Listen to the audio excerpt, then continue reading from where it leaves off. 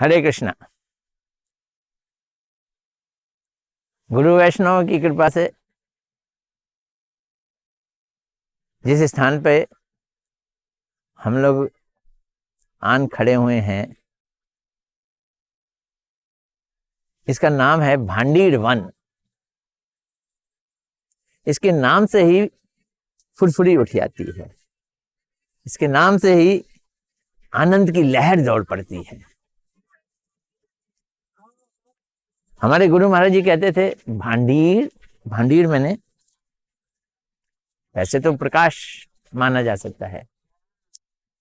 जहां पर भगवान श्री कृष्ण का ऐश्वर्य चरम सीमा पर,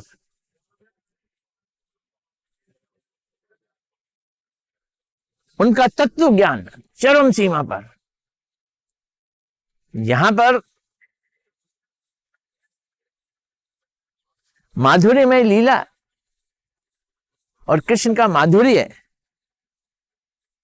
चरम सीमा पर, उसे भांडीर कहते हैं। और उसका ये वन है। ब्रज में 12 मुख्य वन हैं, उनमें ये एक है। ये पूर्व दिशा की तरफ है। भांडीर वन, लोह वन इसी तरफ है, माट वन इसी तरफ है, महावन वो भी पूर्व की तरफ ही है।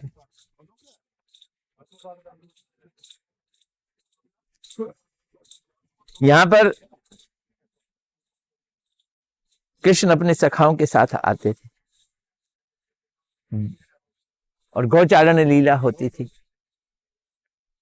बड़ी सुंदर गौचारण लीला। खाने की लीला यहीं पे ना, अभी हम आपको ले जा रहे हैं, एक स्थान है, वहां वट वृक्ष था, बहुत बहुत घना वट वृक्ष। उसकी डालियां चारों ओर फैली हुई थी, इतनी फैली हुई थी कि यमुना जी के पार चली जाती थी। और ये लोग गोचारण के लिए अधिकतर इसी स्थान पर आते थे। तो जब जिस दिन घर से खाना लेके नहीं आते थे ना, तो मैयाएं घर से खाना बनाकर टिफिन, लंच बॉक्स, आजकल फैशन हो गया लंच बॉक्स का, ये आजकल का ही बात नहीं है, तब से चली आ रही है। टिफिन, लंच बॉक्स वो बनाकर अपने अपने बच्चों का यहां भेज देती थी। और इस वट वृक्ष के नीचे ये देखिए, वृक्ष, वृक्षों का घेरा शुरू हो गया है। हम वट वृक्ष के नजदीक पहुंच गए हैं। इस वट वृक्ष के नीचे कृष्ण के चारों ओर उनके सखा बैठ जाते थे। संख्या कुछ पता नहीं कितनी सखाओं की है, लेकिन हर सखा को लगता था कृष्ण हमारे साथ है। और फिर खोल के टिफिन खाना खाते थे। तरह तरह की लीलाएं, तरह तरह के खेल, डालियों पे चढ़कर यमुना जी के उस पार चले जाते थे। ब्रिज का काम करती थी ये डालियां।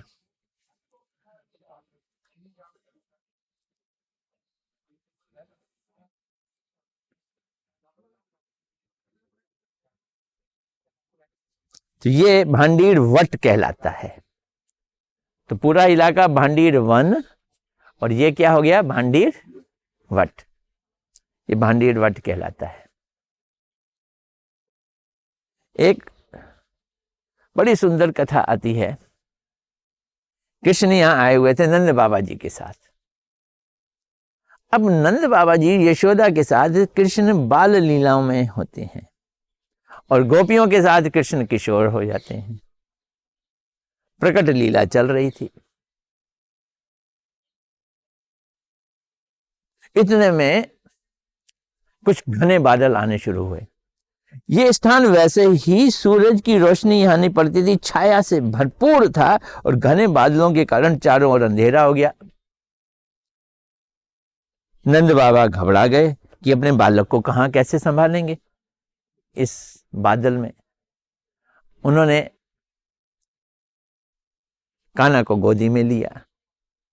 कुछ डरे सहमे से थे। इतने में राधा जी किशोरी सजी धजी श्रृंगार किए हुए सामने आई नंद बाबा जी की और ऐसे हाथ कर दिया, और कृष्ण उनकी गोदी से निकल के राधा जी की गोदी में चले गए। नंद बाबा जी को बड़ा राहत मिली, चलो कृष्ण को इन्होंने संभाल लिया। नंद बाबा जी गैयों को देखने के लिए चले गए और किशोरी जी कृष्ण को साथ लेके इसी भांडीर वट में यहां आ गई और कृष्ण किशोर बन गए, किशोर अवस्था में आ गए। सखियां आ गईं और राधा कृष्ण बैठ गए, हंसी मजाक होने लगा।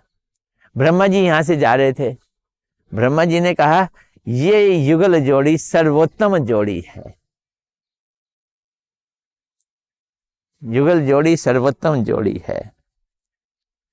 और ब्रह्मा जी तो मूल ब्राह्मण हैं और वेदों के बोलने वाले हैं, उन्होंने मंत्रों का उच्चारण करना शुरू कर दिया और इस तरह से राधा कृष्ण का यहाँ पे ब्रह्मा जी के मंत्रों के द्वारा विवाह हुआ, उनकी गठबंधन हुआ।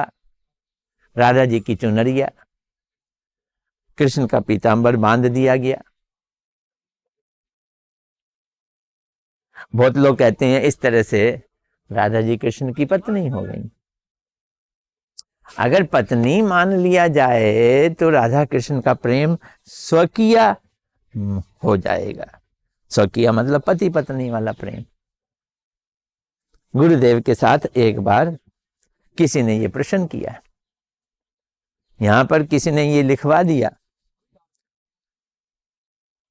कि यहां विवाह हुआ, राधा कृष्ण का विवाह हुआ,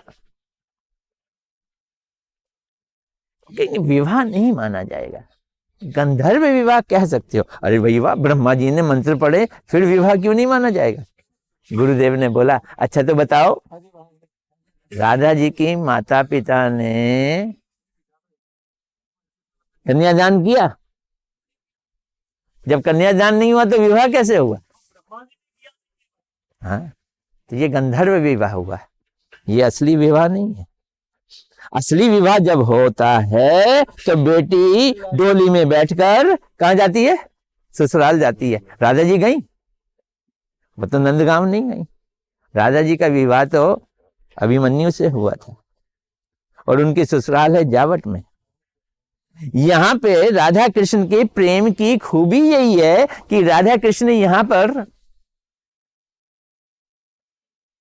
छुपके मिलते हैं, संसार से बच के छुपके मिलते हैं, समाज से छुपके बच के मिलते हैं। इसलिए दुर्लभता के कारण उनका प्रेम जो है वो और चरमता को प्राप्त करता है। इसे ही परकीया भाव कहते हैं। राधा जी परकीया नहीं है, परकीया का मतलब दूसरे की नहीं है, लेकिन भाव ये रखती हैं कि उनका विवाह कहीं और हो गया है और वो श्री कृष्ण के साथ छुपके मिलती हैं। तो वो परकीया नहीं है, परकीया भाव वाली हैं। ये समझने वाली बात है। तो ये लीला हुई, लीला होने के बाद उसके बाद फिर नंद बाबा जी आ गए। कृष्ण फिर वही बालक बन के राधा जी की गोदी में आ गए और नंद बाबा जी कृष्ण को अपनी गोदी में लेके चले गए। ये लीला यहाँ पे हुई। तरह तरह की यहाँ लीला होती थी। हम इस